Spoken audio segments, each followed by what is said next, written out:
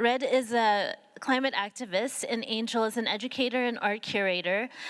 They evaluate the huge impact of the Constantino books, which raised a generation of activists in the Philippines and abroad. Angel Velasco Shaw is a media artist, educator, curator, and cultural organizer living in Manila and New York City. Her experimental documentaries, including Inherited Memories, When Absence Becomes Presence, and Balikbayan Return to Home, have screened in American, European, and Asian film festivals, museums, galleries, and schools. Her photography and video installations have been exhibited internationally in New York, Los Angeles, Bangkok, Singapore, Guangzhou, and Manila.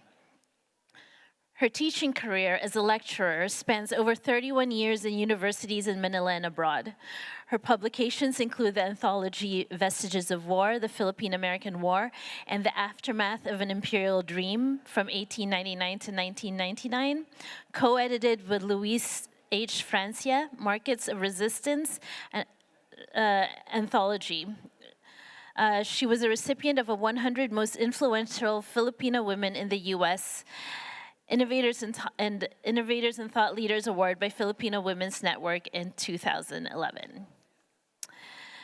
Renata Redentor Constantino is the managing director of the Constantino Foundation, which works to promote integrative pedagogy using art and literature to promote a usable history.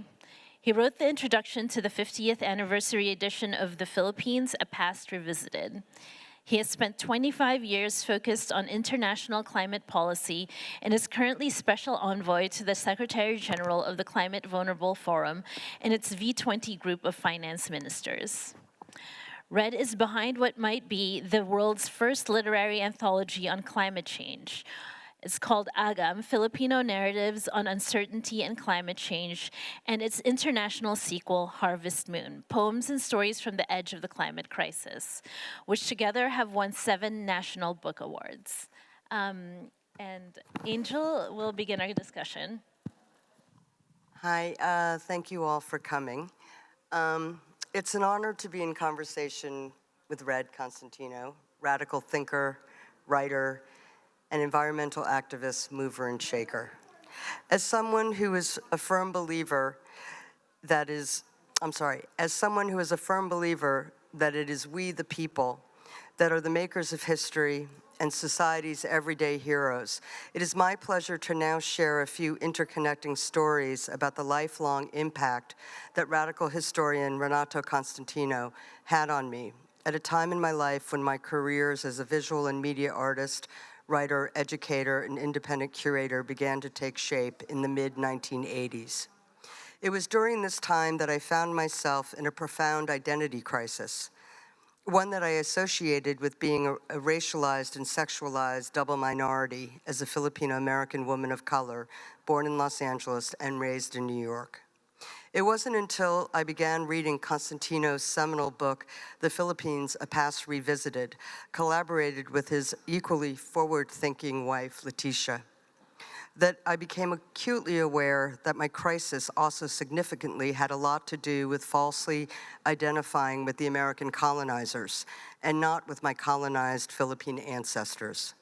And thus I embarked on a back and forth roots, R-O-O-T-S, to roots, R-O-U-T-E-S, labyrinthine journey to my parents' homeland to understand what I was made of.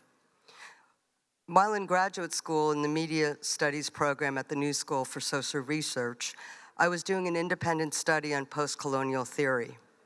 In 1992, I made a brief trip back to the Philippines to conduct research on the Philippine post-colonial condition.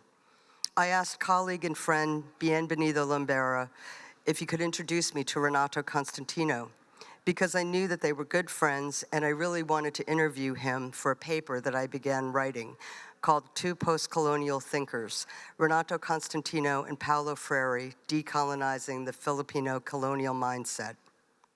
When I arrived at the Constantino household, on that fateful day, I was graciously greeted by Leticia Constantino. I was so self-conscious about my Americanness that I stuttered and stumbled over introducing myself to them. Renato, sensing my nervousness and perhaps his own discomfort with being interviewed, gently said, "Come sit down. There's no need for a tape recorder. Let's just sit and talk." My 4-hour conversation with him was life-altering. I began to understand what it meant to recount and record history from below. At the end of our time together, he told me that he strongly believed that it was American-born Filipinos like me that could help shed valuable light on the plight of the Filipino people. From this point onwards, I enthusiastically conducted critical research and investigations into Spanish and American colonial legacies, the impact of their rules, policies, and lingering effects on nation building, good governance, national, cultural, and individual identity constructs. In retrospect, if Renato Constantino had not given me his blessings, I would not have spent the past 37 years doing what I am doing. Integrating all that I gained from reading A Past Revisited, The Continuing Past, Neo-Colonial Identity and Counter-Consciousness, Essays on Cultural Decolonization, amongst a number of printed essays that Letitia gifted me with, into my films, mixed media installations, academic courses, curatorial and multidisciplinary projects and publications. I never would have dared to produce Vestiges of War, the Filipino-American War and the Aftermath of an Imperial Dream, multidisciplinary project and subsequent anthology. Constantino's writings encouraged me to follow in his footsteps and teach American multicultural histories from below as pulsating and alive. His globally impactful essay, The Miseducation of the Filipino, included in Vestiges of War, is one of the most widely read essays in the book. And from what I have heard, it helped to inspire its teaching in numerous Asian and Filipino-American studies courses in the US until today. During a brief conversation with Red about our Frankfurt Book Fair event together, he informed me of a significant accomplishment exemplifying his grandfather's writings' far reach abroad, way before my discovery of them. I would like to quote Red's recounting here. The New York-based Monthly Review Press published A Past Revisited in the US in 1977, 2 years after it first came out in the Philippines in 1975. That is a small indication of Renato's reach as an intellectual and writer. He was a dear friend of Harry Magdoff and Paul Sweezy, the two stalwarts behind Monthly Review. In the UK, another close friend of his, the Hungarian intellectual Esteban Meszaros, wrote the introduction to Constantino's Neo-Colonial Identity and Counter-Consciousness, which Merlin Press in London published in 1978. Constantino was an esteemed scholar, especially among Asia's towering intellectuals. Additionally, Red shared an anecdote about his grandparents' friendship with Filipino masters, such as Vicente Manansala, Ang Kyokok, and Cesar Legazpi. Their paintings hang prominently in the Constantino home. In many ways, it is unsurprising that these artists, writers, and scholars gathered together in friendship and solidarity. They are testimony to the strength of cross-pollinizations of minds critiquing and creatively representing the cultural, social, and political experiences of their times. Such synergistic practices abound today in a continuum of resistance to colonial conditions in occupied territories, mindsets, and autocracy. With this said, I would like to end my presentation with images of artworks by a few Filipino artists featured in the Vestiges of War book, who I included precisely because they too critically represented American colonial history in the Philippines from below. Can I have the slide, please? Oh. Oh, great. Okay. This is actually the cover of the Vestiges of War anthology, which has 49 contributors that are poets, scholars, various kinds of artists, plays, excerpts from plays, and film scripts. And as you can see in this image, this is actually an appropriation of a very famous image that the Secretary of Interior, Dean Worcester, took of the governor pact. He was the governor of Benguet, and he's posing with two negritos, indigenous peoples in the Philippines. And this piece is called Free Trade. So that's the cover of Vestiges, which, from the very beginning, myself and the contributors wanted to already show these kinds of interconnections between art, culture, history, and different forms of activism. Next slide, please. This is a piece by the national artist Ben Cab. It's called Invaders and Resistors. And as you can see, he also was working with a critical time in Philippine history with the revolution against Spain. And next slide. This is a piece by Manuel Ocampo called Santo Niño de las Narices. And, I really wanted to, in the book, try to show the diversity of how artists were trying to communicate or are trying to communicate about these very tumultuous times and these histories of colonization by the United States and the Spaniards and the kind of impact that they had. Next slide.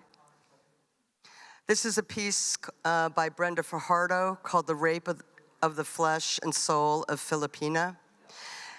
And this narrative here, you get a sense of the history right here in the center panel with friarocracy over here, the Philippine-American War, the war in the Pacific, and the Japanese involvement and takeover of the Philippines during the war when Manila was declared an open city. And in these narratives, Brenda used the tarot cards as a way of also trying to show the strength of Philippine women. Next slide. And this last slide, Cordillera Labyrinth, was a project that was produced by an environmental artist named Roberto Villanueva, who is based in Baguio in the north, in the Cordilleras. And in this labyrinth, which was created out of an indigenous material, he really tried to celebrate culture that is largely, at that time perhaps, not really celebrated.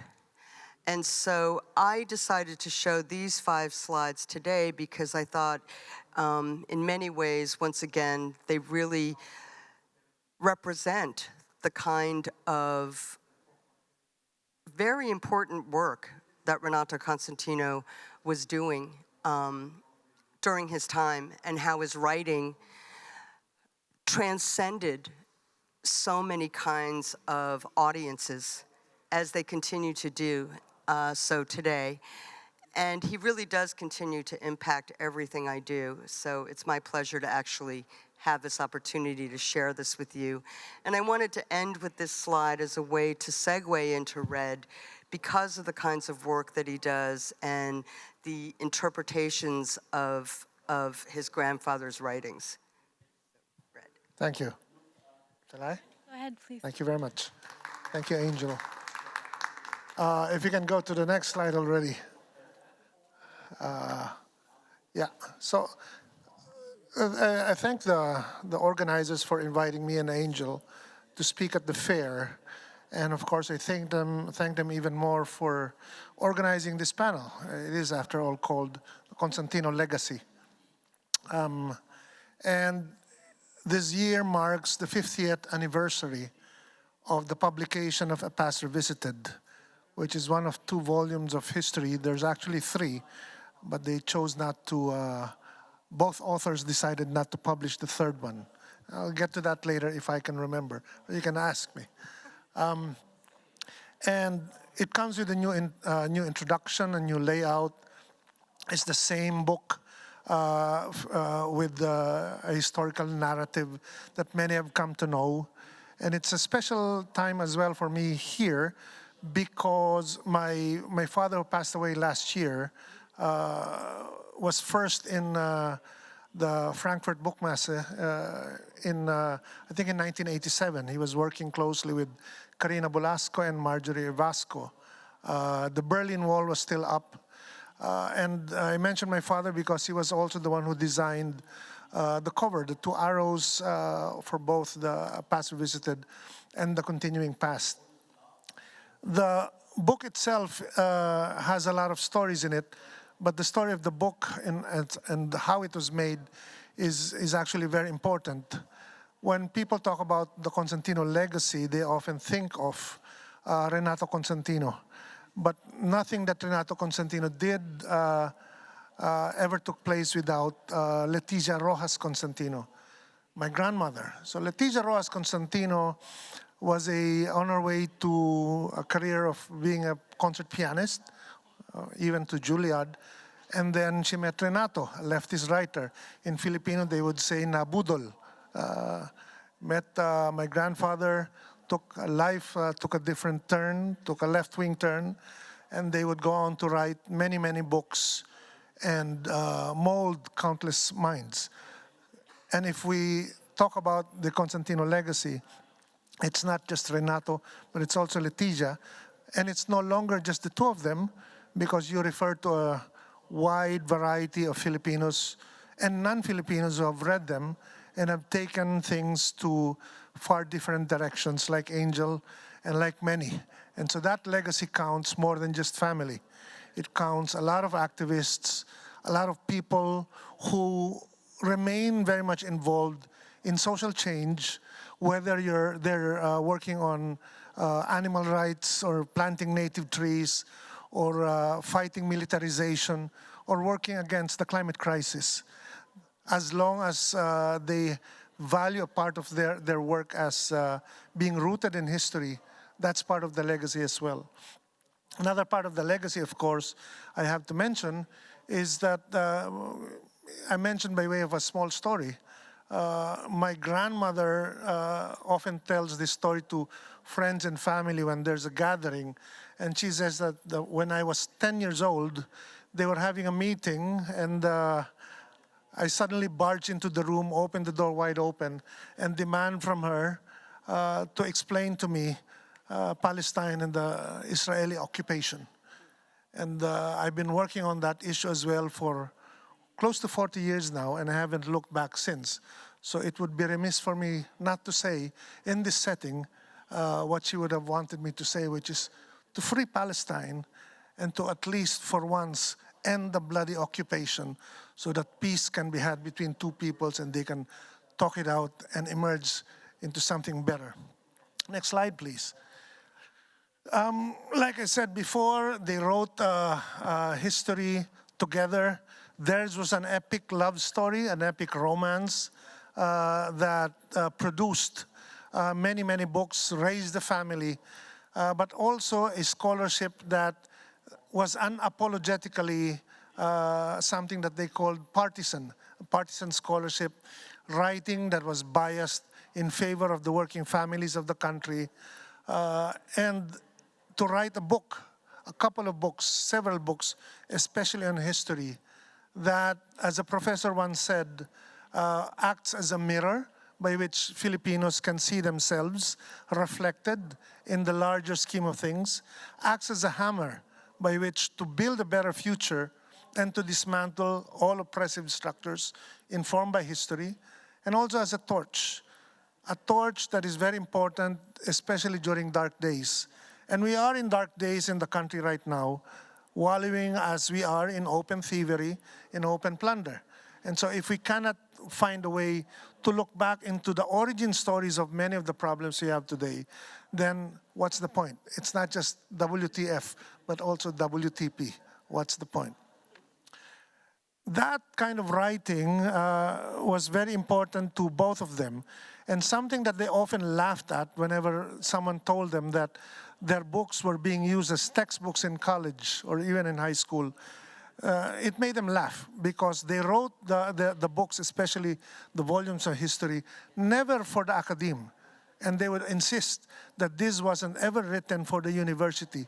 It was written for the reading public to supply a narrative by which people could see themselves, but also never claiming to have new findings, only new interpretations. A history of the inarticulate, biased history, especially a history that would be able to allow the reader to locate themselves in the larger struggle. The painting on the other side, you see, was done by Antipas del Otavo. It's the first time being shown in public. He made that painting, he said, in 1977. No one knows where it is or who owns it at the moment. It's just a painting of a young woman holding a pastor visited in 1977, and she turns her back on what was then representative of pop culture. The late Robert Redford is the photo on top in 1977, and a couple of other models.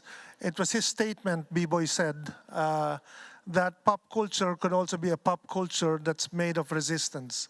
And that's also what the pastor visited has done and continues to do in many, many different ways. Next slide, please. That's just a photo of me and my grandfather, and a photo of my grandmother and grandfather together. He was a very, very good friend to his close friends. He was also known to be a stern fellow. His best smiles were reserved for his wife, and his wife was the only one who could make him laugh as the way he did. Their work was about, if their work was to mean one thing, it was about a usable past, a history that was usable, a history that was alive, where people are encouraged to see their current problems and find the origin stories.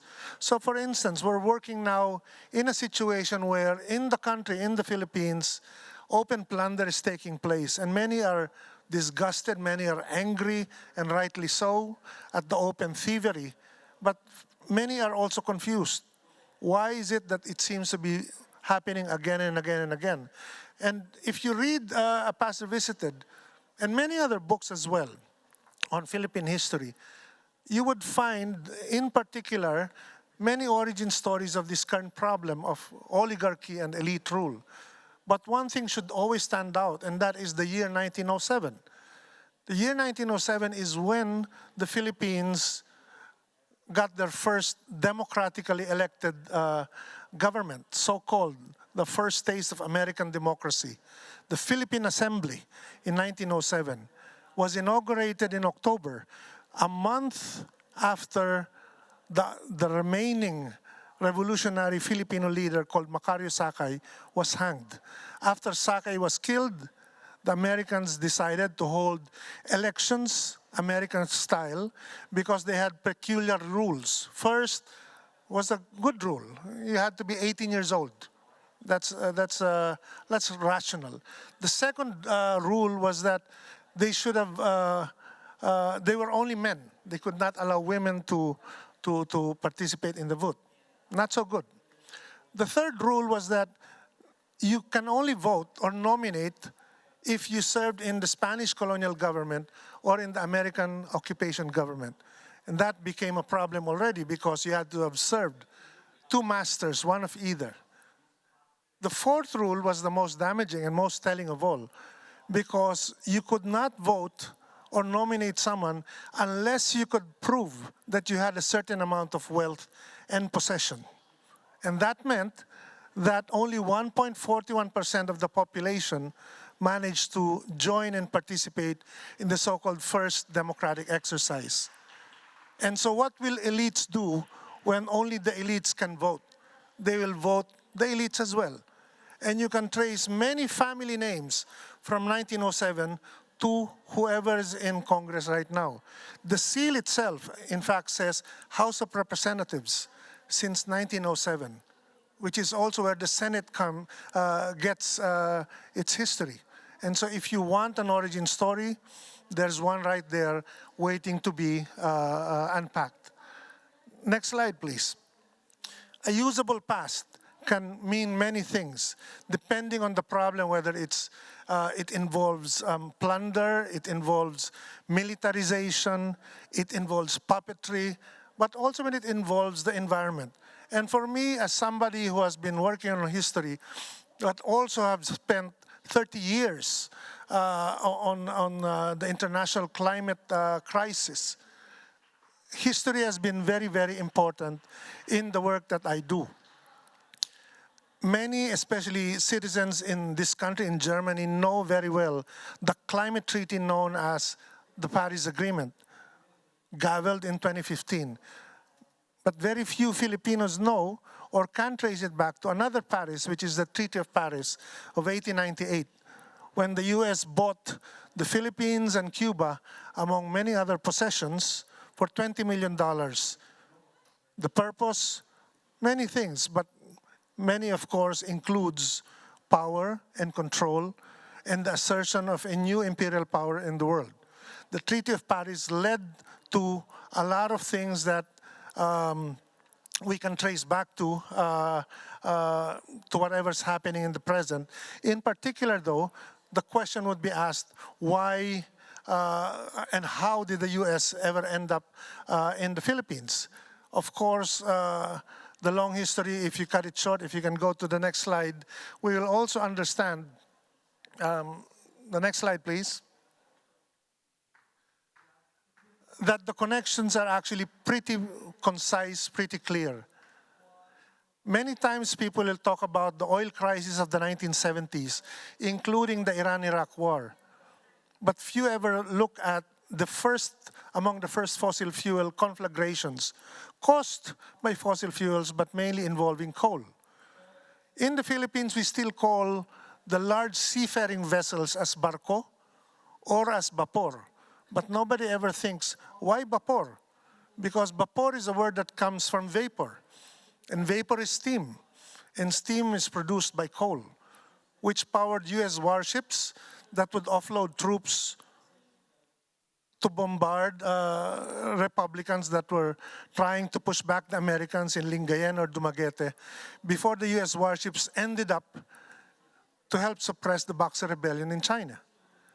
Guantanamo was actually first a coaling station before it became a war on terror concentration camp. And Subic was first a coaling station before it became the largest overseas naval base of the United States. So our intestines, especially when it comes to Philippine history, is very much intertwined and tangled with the history of the climate crisis. And if you want to understand more of history, especially Philippine history, sometimes the door you need to open is a door called climate change. And if you want to learn more about climate change, especially if you're a Filipino, then maybe Philippine history is the door to open so that you can understand things a little bit faster. I guess I'll stop there and maybe Angel can rejoin us on the platform.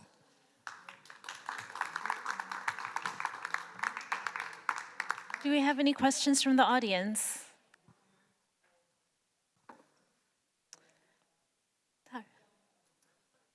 Tanya, can you bring the microphone to Tanya? You can have this.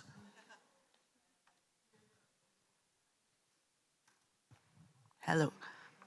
I love all of this. Anyway, my question is, and maybe it's a family anecdotal thing, given that your grandparents were talking about a biased history in favor of families that struggle, surely in their research or their scholarship, even if they weren't trying to uncover something new, but maybe a new perspective on it, were there things of like, how did they discuss certain events in history to kind of go into that scholarship?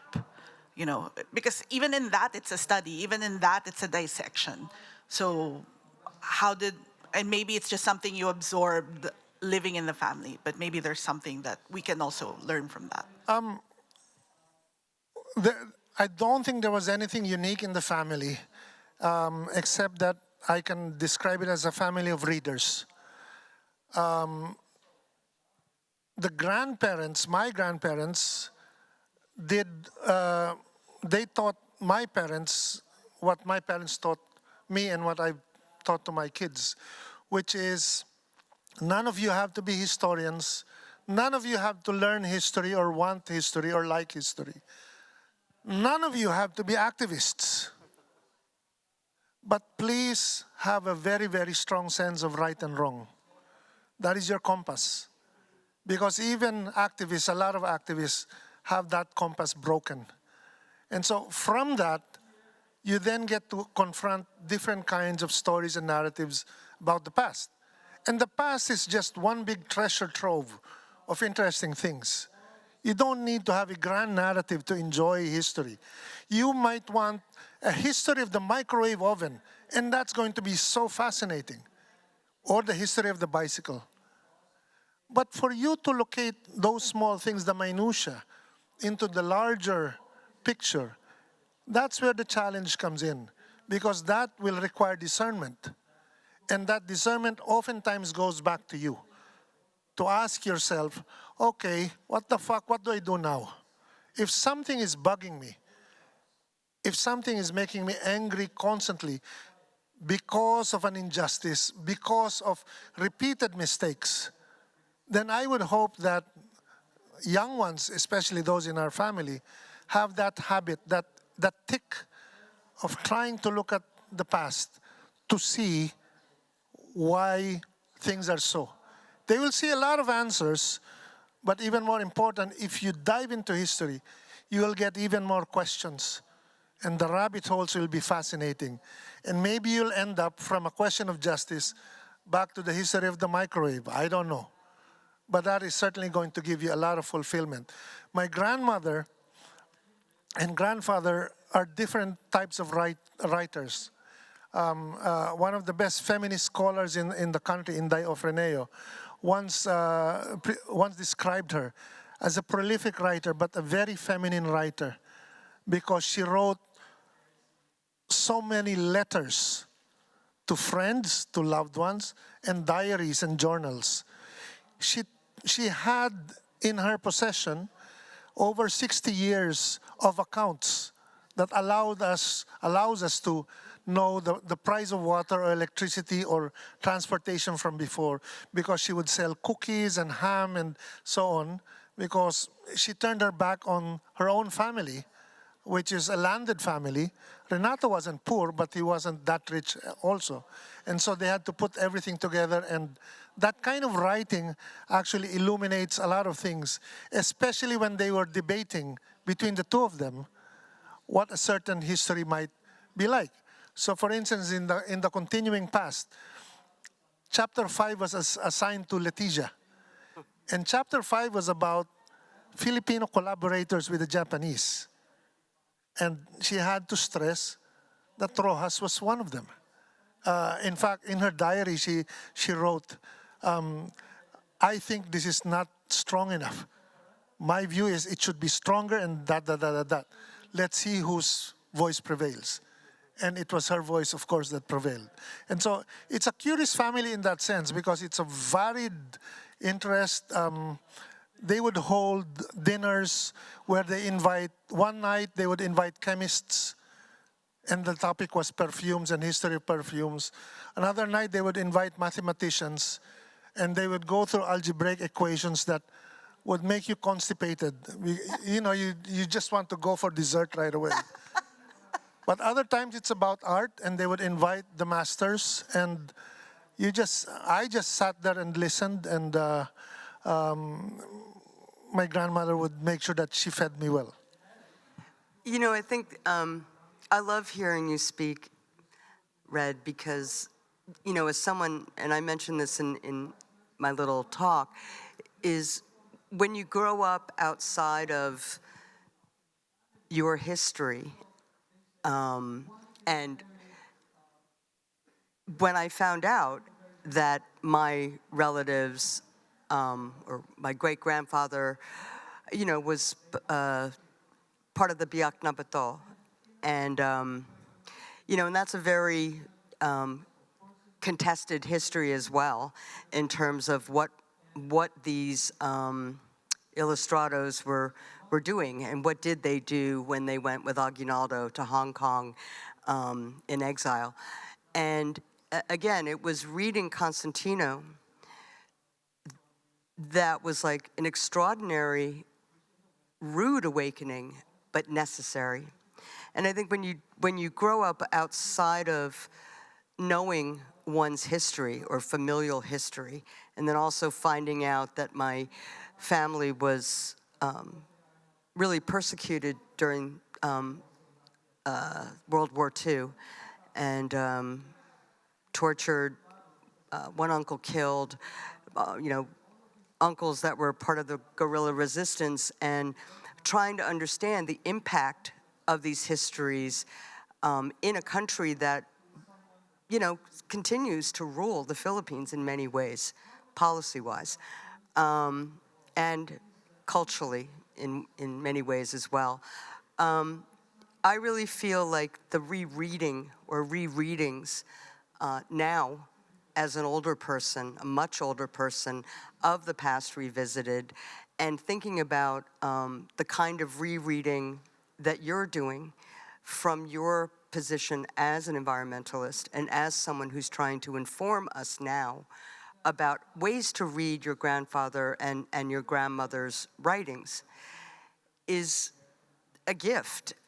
And I invite people to get the 50th anniversary book, which I believe is here, if you haven't read it, or if you would like to reread it, because it is very important. There are things in it that resonate, that do continue. And maybe, Red, if you could share with the audience a little bit more about your rereading within the context of imperialism and the colonization of land and the resources in relationship to the work you're doing.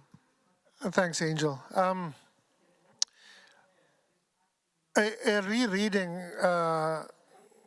is something that, to me, I've enjoyed. So I've read that book many, many times, and to reread it again so that I can write a proper introduction was a joy. A joy and also a curse, because to go through both volumes again, and we only published the 50th anniversary of the first one, also makes you angry, because you get to trace again all the shit that the elites and the betrayals that would happen again and again and again, in order to realize that in many ways we've moved very far, but in many ways we're so damn stuck. And we're so damn stuck because even the purveyors of progressive politics nowadays, their views are so short-sighted. So historians would recognize Fernand Braudel, a Braudelian history of many layers, which I think is really important right now. When you look at the history of the Philippines and the climate crisis, and what is to us history is to nature, it's just current affairs. So if you can look at all the different layers of that history that are coming back and colliding as contradicting currents. For instance, in this town in Samar, famous because of the bells, Balangiga, the parish decided to bury in one grave, to mix those who died during the Balangiga encounter with the US troops long time ago, with the dead of Yolanda, Typhoon Haiyan. And that's almost poetic. It only happens in a country like ours. You can't make that up into fiction. Because Yolanda, Typhoon Haiyan, is also the result of emissions we failed to prevent 20 or 30 years ago, coming back. Of course, the historically responsible emitter is the United States and many other wealthy nations. And for Balangiga to then have one cemetery with both, I think poets should write more about this as well. On the other hand, the history of our country is actually going to be really critical, because having worked 3 decades on the climate issue, I know that the threats that we're facing is real, that we are looking at a crisis that would question the very viability of the nation and of the economy in a few decades' time. If we can't get our shit together and we continue to think of ourselves as fragmented regions rather than one possessing a common history of struggle, then the tensions that are coming our way will be too great, and we will balkanize without even needing the help of other larger countries that seem to want our resources as well. So those two things are really important, and a pass revisited is almost like a must, so that you have a gateway to understanding the gaps that you have, which you should fill up with many other history books written by great authors.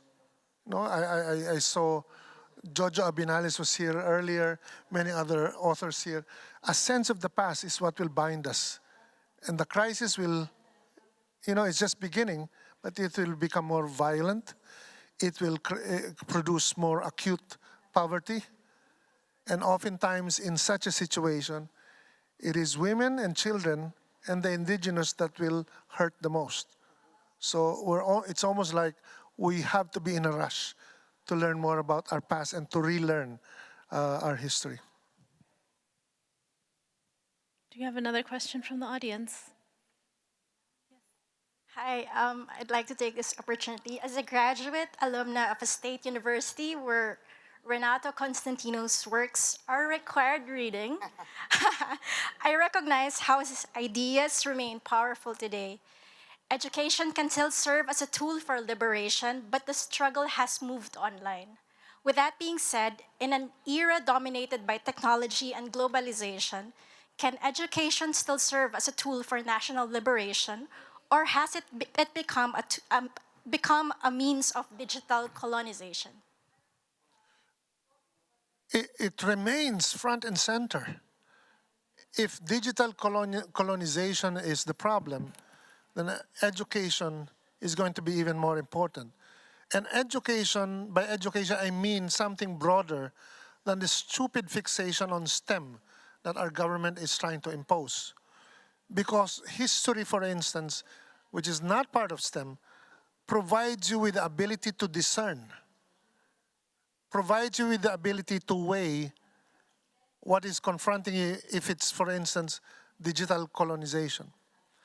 In fact, part of the big problem is that what we're dealing with now, since there are so many struggles that remain unfinished, and when we talk about the climate crisis, that's certainly one thing that will be imposed on us if we don't understand our past better, which is why we need more of education.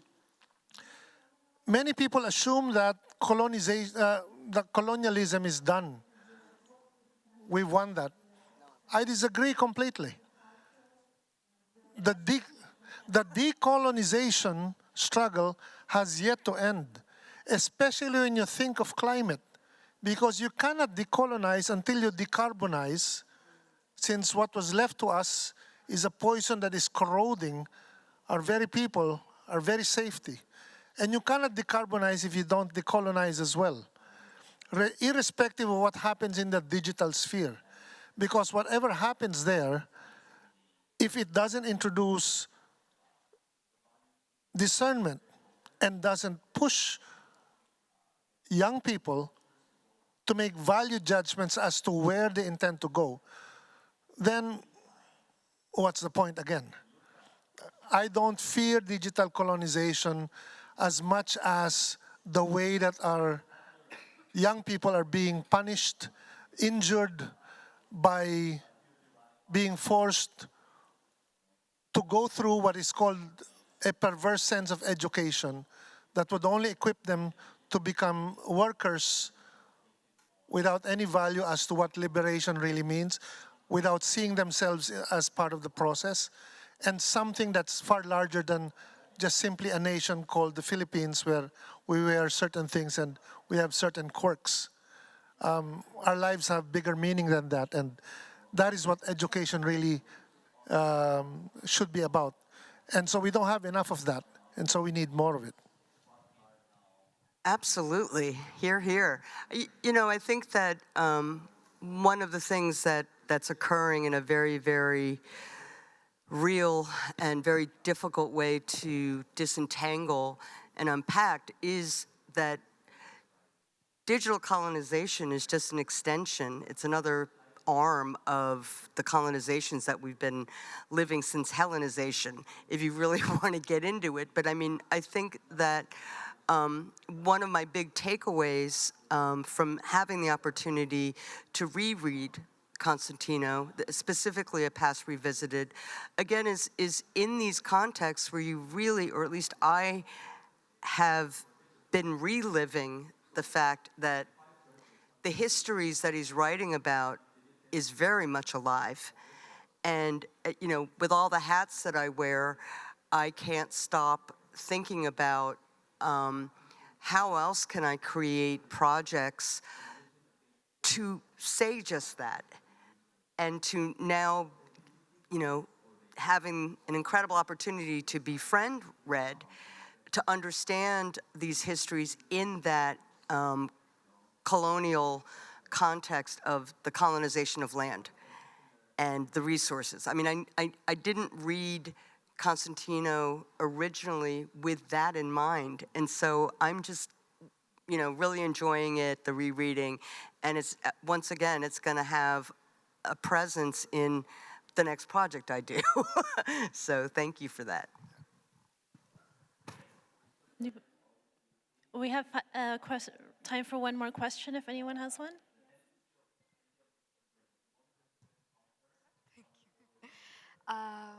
Yes, thank you so much for this discussion.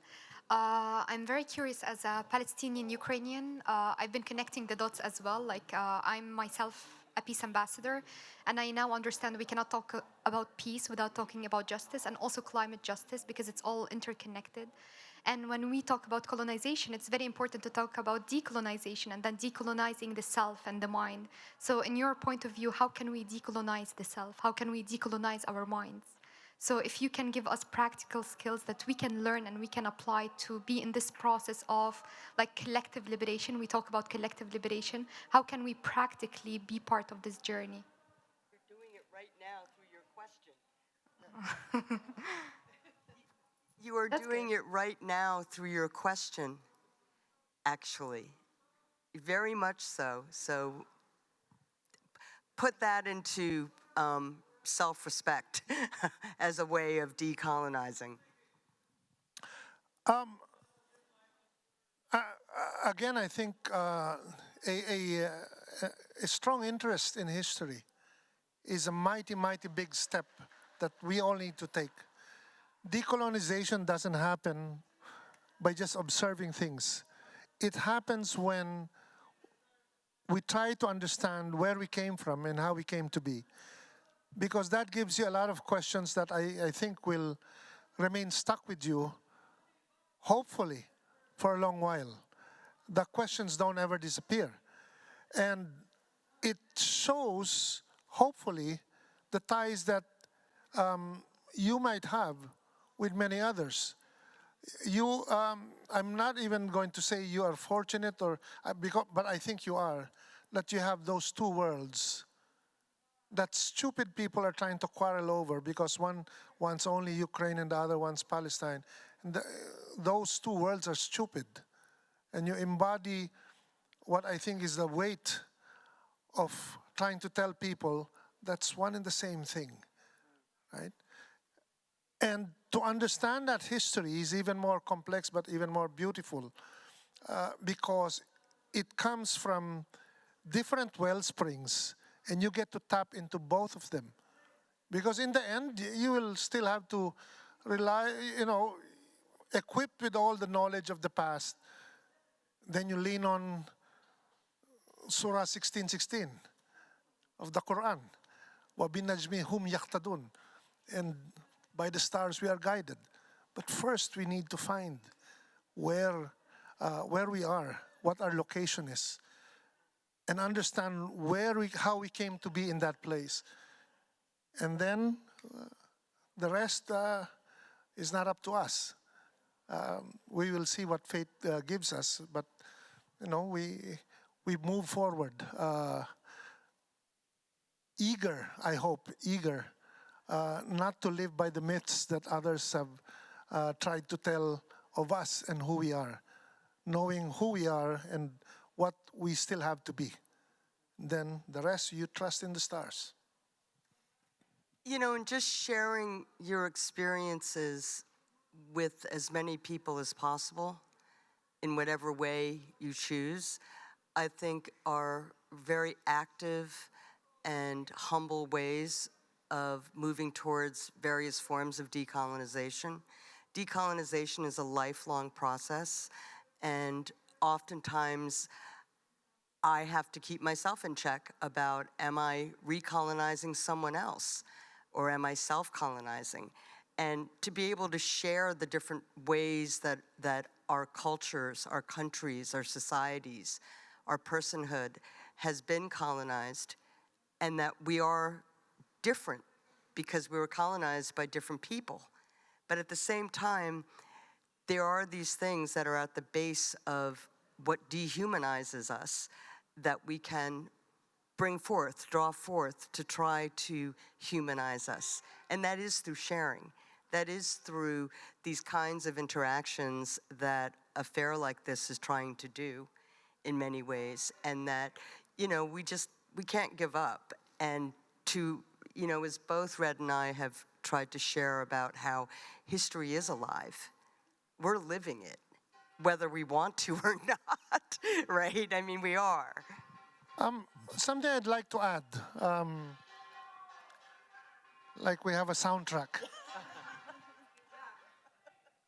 Something I'd like to add, because this is what I consider a particular affliction in the Philippines, but maybe it's the same or similar elsewhere. There's been a strong kind of thinking nowadays to say, never again, never forget. And my family all sides of my family are detainees. They're all locked up or arrested by the dictator many decades ago. And so I say that, I have to say that because it might sound dismissive what I'm about to say. The never again and never forget slogan is actually a problem. Because when people say these things, oftentimes they don't realize that they're implying that history starts in 1972. Never forget, but it's okay, 1971 and 1970. We don't want to know what happened. And that's not history. That's not even history, it's recent memory. And so if you want to say never again, we're not the sum total of our traumas.